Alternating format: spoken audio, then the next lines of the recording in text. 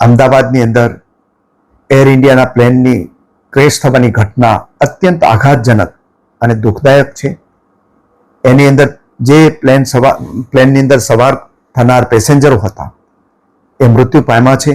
એ ઉપરાંત અનેક ઘાયલ પણ થયા છે. જે પ્લેન ક્રેશ થયું એ જગ્યાએ સિવિલ હોસ્પિટલના ઇન્ટર્ન ડોક્ટરો પણ હતા, એની ઘાયલ થવાની ઘટના પણ આવી છે.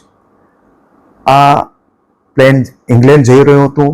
કેટલાક લોકો પોતાના સગા સંબંધીઓને મળી અને ઇંગ્લેન્ડ પરત જઈ રહ્યા હતા, જ્યારે કેટલાક લોકો પોતાના પરિવારજનોને મળવા માટે ત્યાં જઈ રહ્યા હતા.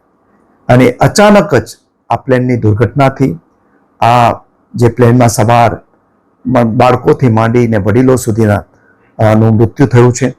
અને એના પ્રત્યે હું ખૂબ સંવેદના વ્યક્ત કરું છું.